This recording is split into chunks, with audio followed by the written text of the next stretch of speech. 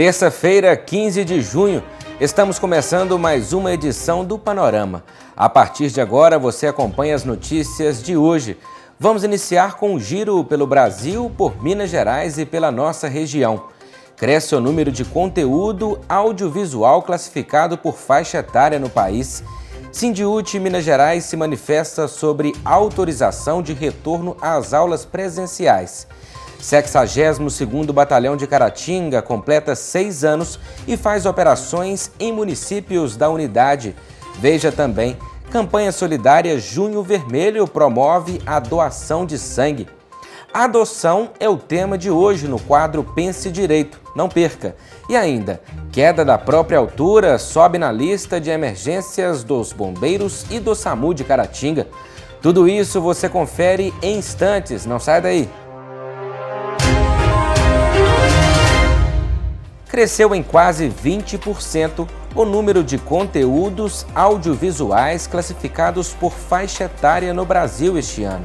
As obras são analisadas pelo Ministério da Justiça e Segurança Pública. A política de classificação indicativa ela é de informação, ela não proíbe, ela não corta cenas, ela não impede o acesso à cultura, porque ela defende alguns princípios, e direitos que são inalienáveis. A coordenadora-geral do Sindiúti de Minas Gerais, professora Denise Romano, gravou um vídeo se manifestando sobre a autorização do retorno às aulas presenciais no estado. Veja. Com muito espanto, com muita indignação, nós recebemos a notícia da alteração, da mudança de entendimento do Tribunal de Justiça, que autorizou o estado de Minas Gerais a reabrir escolas por todo o estado.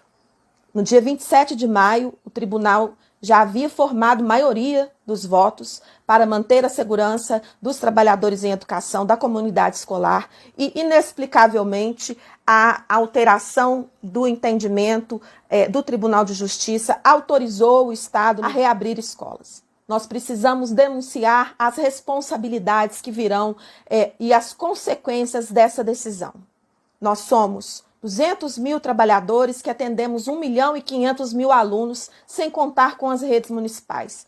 A repercussão dessa decisão, a repercussão para a saúde pública, para o estado de Minas Gerais, para a ocupação de leitos, será medida, será denunciada e nós vamos tomar todas as medidas cabíveis no âmbito da justiça e no âmbito da denúncia para garantir a vida dos trabalhadores em educação. É importante lembrar que o estado de Minas mal começou o processo de vacinação, a vacina não chegou nos 853 municípios do estado de Minas Gerais, o estado de Minas deve segunda dose a uma infinidade de mineiros, que vai acontecer no estado de Minas Gerais com as nossas escolas, com as professoras, é um processo amplo de contaminação e de disseminação do vírus da Covid no estado de Minas Gerais. Então, nós estamos denunciando e vamos seguir batalhando para defender a vida dos trabalhadores em educação e da população do estado. A Praça Monsenhor Aristides Marques da Rocha, em Santa Rita de Minas, vai passar por uma reforma. O dinheiro destinado à obra já foi repassado ao município por meio de emenda parlamentar disponibilizada pelo deputado estadual professor Irineu. O novo projeto contará com uma fonte em frente da paróquia Santa Rita de Cássia.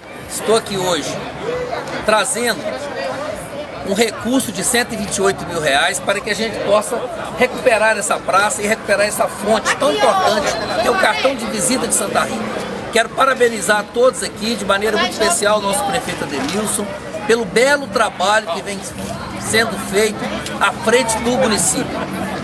E tenho certeza que essa cidade vai se tornar cada dia mais bonita e melhor para se viver. O 62º Batalhão de Polícia Militar de Caratinga completou 6 anos. Várias atividades, inclusive de cunho social, foram realizadas. Uma delas foi a campanha Guardião Solidário. Consistiu na arrecadação de alimentos. Essa campanha ela ocorreu em toda a área da unidade, com ênfase aqui na cidade de Caratinga. Então, todos os alimentos, todos os donativos arrecadados na campanha Guardião Solidário foram entregues hoje. Nós entregamos esses alimentos para um projeto denominado Melhor em Casa, que é um projeto gerido pela Prefeitura Municipal de Caratinga, mas de uma excelência incrível, que assiste em casa pacientes com câncer. Então nós tivemos a grata satisfação de poder entregar todos os donativos arrecadados a esse projeto. Inclusive participamos da entrega hoje pela manhã nas residências de algumas famílias. Agradecemos a todas as pessoas que participaram, que contribuíram, a população, os policiais militares, os parceiros. Muito obrigado mesmo por terem doado, podem ter certeza que fez muita diferença. E agora vamos falar de uma atitude que pode salvar vidas. Este mês é promovida em todo o Brasil a campanha Junho Vermelho. O objetivo é conscientizar e incentivar a doação de sangue. Em Caratinga, durante todo o mês, estão previstas ações para divulgar essa iniciativa. Veja. Doar sangue é doar vida. Este mês é todo dedicado à campanha Junho Vermelho, que vem lembrar a todos a importância de ser solidário. Caratinga abraçou a campanha nacional. Na tenda montada no centro da cidade, os possíveis doadores estão sendo captados. A triagem é para encaminhar para a doação. Eu acho importante porque uma doação de sangue pode salvar muitas pessoas que, às vezes, por falta de um banco de sangue, não ter, né, a vida salva. E para mim, eu sempre quis ser um doador, mas porém não tive a oportunidade. Então, se eu conseguir dessa vez, para mim vai ser importante. O local mais próximo de Caratinga para a coleta de sangue é o Hemominas de Governador Valadares. O objetivo dessa tenda hoje do Junho Vermelho é a gente captar, né, pessoas para salvar vidas. E com esse contexto de pandemia, houve uma diminuição muito grande na doação de sangue. Então hoje a gente está aqui, né, estaremos aqui o mês inteiro realizando essa campanha. Após a triagem, 30 pessoas vão poder fazer a doação. Tudo organizado pela Secretaria Municipal de Saúde do município. A tenda ela funciona de 8 às 16 horas e as pessoas estão sendo triadas, né, fazendo uma triagem, um acolhimento, para saber se elas estão saudáveis, para a gente encaminhar ela para Governador Valadares. Suelen é estudante do último período de técnico em enfermagem na Escola Professor Jairo Grossi. Ela está colaborando no processo de triagem e conta a satisfação em poder fazer parte da ação, praticando os aprendizados de sala de aula. Para mim está tendo uma sensação imensa, porque eu gosto muito do cuidado, eu gosto muito de tocar as pessoas, de cuidar delas, sabe? Aí para mim está sendo uma sensação muito incrível, poder dar assistência nesse momento que todo mundo está precisando, né? Esse momento deprimido, depressivo para muitas pessoas, a gente poder aconselhar, estar lá apoiando, é uma sensação muito boa. Para quem doa, são alguns minutos. Para quem recebe, pode significar uma vida inteira. A doação de sangue é uma coisa simples, né? A pessoa precisa estar saudável e em meia hora se coleta o sangue da pessoa e ela pode salvar não só uma vida, mas ela pode salvar várias vidas. Então o que a gente pede, né, que muitas pessoas, que a população venha até a tenda ou faça a ligação, né, no Hemominas de Valadares, para fazer essa doação, principalmente nesse contexto de pandemia, onde a gente está num momento crítico, né, no Brasil. E nós precisamos, né, salvar vidas. Então, para você que tem o desejo de se tornar um doador, aproveite a tenda da campanha durante este mês no centro de Caratinga. Sua atitude pode salvar muitas vidas. Toda terça-feira é dia do quadro Pense Direito aqui no Panorama. E o tema de hoje é adoção. Acompanhe a seguir os detalhes sobre esse assunto com o advogado Lucas Cota de Ramos. A adoção é regulamentada no Brasil pelo Estatuto da Criança e do Adolescente. São várias questões burocráticas envolvidas e vários detalhes, mas aqui tentaremos ressaltar alguns pontos mais importantes. Primeiro é importante ressaltar e destacar que a adoção é coisa muito séria, como tem que ser. Alguns pais, eventualmente mobilizados por um desejo de fazer justiça, de fazer algum tipo de reparação social, né, ou mesmo eventualmente desenvolve aquela intenção de ter um filho, e aí lá na frente, após moverem todo o processo burocrático de adoção, lá na frente, já conseguindo aquela criança para o seu lar, né, efetivamente tê-la como filho, uma decisão definitiva da justiça, simplesmente esses pais se arrependem. Pensam assim, já não quero mais adotar, essa criança já cresceu um pouco, eu queria ela quando estava mais jovem, e nesse momento da minha vida não é compatível comigo ter um filho, não quero mais. Só que a criança não é um objeto que pode ser descartado ou devolvido. Não é um produto que se compra na internet e se tem um prazo de arrependimento de 7 dias, por exemplo. Não, a criança é um sujeito de direito. Então, não há no Brasil arrependimento da adoção. A justiça vê isso com maus olhos e, inclusive, condena esses pais a indenizar essas crianças aí, por ações movidas até pelo Ministério Público, inclusive, já que essas crianças muitas vezes não têm conhecimento necessário para ter alguma tutela jurídica aí para mover essa ação por si. Então, o Ministério Público atua no interesse do menor e, vez ou outra, move ações do tipo e é bem sucedido esse tipo de ação para condenar essas pessoas que adotam e depois se arrependem. Então, o primeiro ponto que é importantíssimo de se destacar sobre a adoção. Uma outra questão é a seguinte: no Brasil, o filho que é adotado, ele tem os mesmos direitos que o filho que não foi adotado, o filho biológico, por exemplo. Os exatos mesmos direitos. Pode ser o filho biológico, aquele filho socioafetivo, né, que teve uma decisão reconhecendo a paternidade por afetividade, terá os mesmos direitos, inclusive os direitos sucessórios. Ele será parte legítima a concorrer ali na herança que eventualmente um pai ou uma mãe deixar, e todos os direitos decorrentes aí da sua filiação, seu direito de filiação, a sua, no caso, a paternidade ou a maternidade de quem o adotou. Importante perceber isso também, porque algumas pessoas pensam, esse filho foi adotado, ele tem menos direito que eu, que sou filho biológico. Não, no Brasil não existe isso, todos são iguais. É outro ponto importantíssimo também. No Brasil existe um Cadastro Nacional de Adoção, o CNA, e um Cadastro Nacional de Crianças e Adolescentes Acolhidos, que é o CNCA. Ambos são administrados pelo Conselho Nacional de Justiça, o CNJ, e o objetivo desses cadastros é controlar o sistema de adoção para que não seja banalizado ou fraudado de alguma forma ou manipulado. É importante a gente perceber que no Brasil o racismo é uma coisa tão arraigada que até na hora de adotar, alguns casais, alguns pais ou mães aí, pretensos adotantes, manifestam o racismo ao escolher uma criança que seja ali de pele clara, de olhos azuis, de modo que acabam preterindo crianças com etnia negra ou etnia parda. Infelizmente, isso é uma realidade no Brasil. As crianças negras e pardas costumam ser preteridas aí no processo de adoção. Então, esses cadastros vêm justamente para não haver essa possibilidade, para trazer uma maior uniformidade em relação à adoção e evitar a manipulação. Tá? Existe um procedimento, então, em relação à adoção, é feita uma habilitação prévia desses pretensos adotantes, e ali vai ser feita a checagem dos antecedentes criminais dessas pessoas, né? Se elas estão em plena capacidade civil, se estão bem mentalmente, se a família é um ambiente propício para acolher, se a casa oferece condições ali de alimentação, de higiene adequadas para receber uma criança, né? O lar, todo aquele contexto que irá receber aquela criança. E se você tiver alguma dúvida sobre a adoção ou qualquer outro tema do direito, é importante procurar a orientação de um advogado de sua confiança. No quadro Oportunidades, sempre trazemos para você as ofertas de emprego divulgadas pelo Cine de Caratinga. Atendente de telemarketing, com experiência na carteira de trabalho.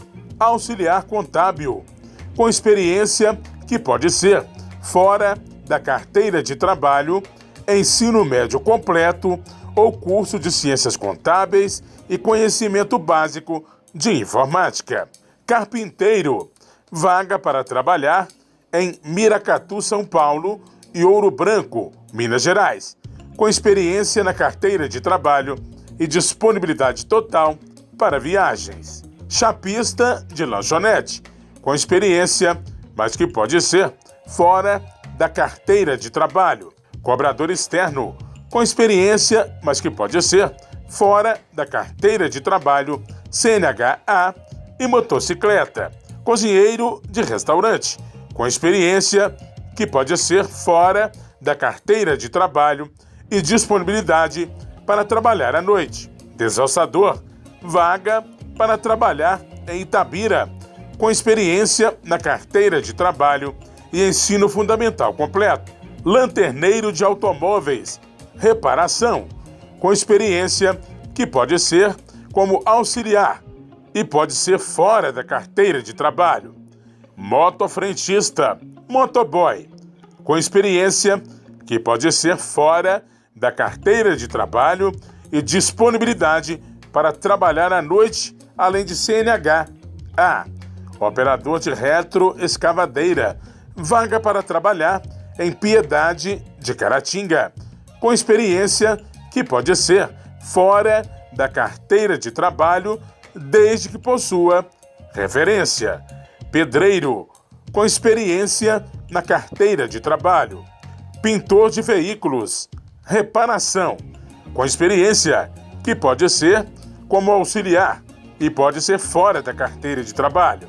Servente de obras, vaga para trabalhar em Miracatu, São Paulo e Ouro Branco, Minas Gerais, com experiência na carteira de trabalho e disponibilidade total para viagens.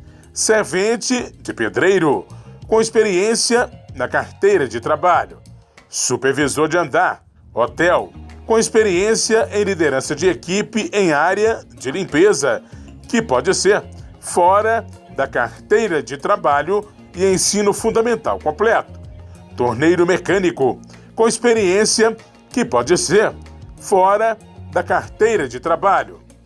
Vaqueiro, vaga para trabalhar em Vargem Alegre, com experiência que pode ser fora da carteira de trabalho. Vendedor no comércio de mercadorias, Caratinga e região, com experiência que pode ser fora da carteira de trabalho, ensino médio completo, CNH A ou B e veículo próprio, carro ou moto. Vendedor interno, atendente comercial, materiais de construção, com experiência na carteira de trabalho e ensino médio completo. Vendedor interno, vendedor balconista, peças de motocicleta, com experiência em vendas de peças, que pode ser fora da carteira de trabalho e conhecimento básico de informática. A carta de encaminhamento pode ser impressa pelo aplicativo Cine Fácil ou portal Emprega Brasil, ou agendando o atendimento presencial no link www.mg.gov.br/agendamento.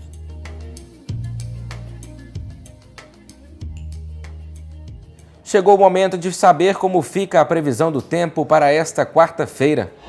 Quarta-feira em Caratinga, a expectativa é de sol com algumas nuvens, sem chuva. Os termômetros marcam mínima de 16 e máxima de 27 graus. Em Dom Cavate, sol com poucas nuvens, a mínima é 16 e a máxima 30 graus. Em Bom Jesus do Galho, sol com algumas nuvens, sem previsão de chuva. A temperatura varia entre 16 e 28 graus. Uma ocorrência que vem sendo atendida constantemente pelo Corpo de Bombeiros e pelo SAMU de Caratinga é a queda de própria altura, que geralmente envolve pessoas acima de 60 anos. Este tipo de queda é aquela que a vítima cai no próprio nível em que se encontra, como a situação tropeçou e caiu. Ela ocorre principalmente com idosos e as lesões podem ser graves e com riscos de morte. As quedas de própria altura geralmente envolvem idosos acima de 60 anos, tendo em vista que a progressão da idade reduz os reflexos, a massa muscular e a densidade óssea, que muitas das vezes contribui para um problema. Do outro lado, jovens têm sofrido quedas por consequência do uso excessivo de álcool, por exemplo. Outra vertente é a falta de segurança quando se trata de queda de altura e a maioria tem acontecido em casa. A recomendação agora na pandemia é fique em casa. E nessas condições de ficar em casa, muitas empresas estão liberando as pessoas para ficar em casa. Então muita gente tem feito alguns trabalhos na casa, até mesmo alguns têm subindo em árvore para cortar, né, e fazendo alguns trabalhos na casa onde estão gerando realmente algumas quedas de altura, porque às vezes a pessoa vai subir numa árvore, vai trabalhar numa laje e às vezes não está com equipamento de segurança. O que a gente recomenda é o seguinte: a pessoa está em casa, o proprietário da casa, de um terreno, ou quer podar uma árvore, fazer algum trabalho em altura, o ideal é que fazer com segurança, com um andaime, com um cinto de segurança, para caso a quebrar o andaime, ou a pessoa escorregar, acontecer alguma coisa assim, ele não vai ter problema e vai estar preso no cinto de segurança. E em casa também tem acontecido muitas quedas e aparentemente aumentou um pouquinho essas quedas em casa. Mas o que acontece? As pessoas mais dentro de casa, o que é recomendável, né? As varandas têm que ter guarda-corpo, qualquer tipo de escada de acesso às casas ou na parte interna, é o ideal que tenha guarda-corpo, que tenha o piso antiderrapante. Se o piso não for antiderrapante, colocar uma faixa, uma lixa ou fazer algo, né, uma fissurazinha para evitar escorregões. E outra coisa é às vezes as manutenções na casa, como está ficando mais em casa, então limpam mais as casas, lavam mais os pisos. Então está ocorrendo às vezes de algumas pessoas escorregar e ter essas quedas de própria altura. O sargento do Corpo de Bombeiros Militar de Caratinga reforçou a importância da atenção redobrada no caso dos idosos. Além disso, ele deixou algumas orientações. A questão do idoso, a gente tem que sempre ter uma atenção a mais. O idoso, né, o que a gente recomenda, o ideal é que idoso não tranque o banheiro por dentro. O ideal vai utilizar e vai tomar um banho, é deixar essa porta destravada e mesmo assim o acompanhante, alguém da família, de vez em quando está demorando, bata na porta e pergunta se está tudo bem. O que acontece? Quando a gente está no banho, gera um esforço físico também e às vezes cai um sabonete ou alguma coisa, vai querer abaixar para pegar a bucha, tá? A oxigenação do cérebro às vezes pode faltar um pouquinho, pode gerar uma tontura e esse idoso pode vir a cair, bater a cabeça, ter um trauma, tá? E pode agravar. E às vezes o acompanhante ou a pessoa da família vai demorar para perceber e essa pessoa é inconsciente dentro do banheiro. Então tem que ter uma atenção a mais. De acordo com a Organização Mundial de Saúde, a queda da própria altura é considerada como um problema de saúde pública por conta do alto custo do tratamento. Aparentemente, um tombo bobo pode acarretar numa internação e levar à intervenção cirúrgica em razão de fraturas, luxações e traumatismo. Em caso de queda de altura ou de própria altura, ligue para o Corpo de Bombeiros pelo número 193 ou para o SAMU 192. Todo cuidado deve ser redobrado. Pois é, como acabamos de ver, a queda de própria altura, na avaliação da OMS, é considerada um problema de saúde pública.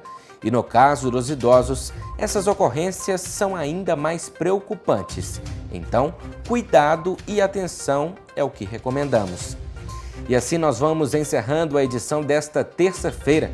Você já sabe, para continuar conectado com as notícias ao longo do dia, é só conferir as redes sociais do Panorama. Agradecemos a você que nos acompanha.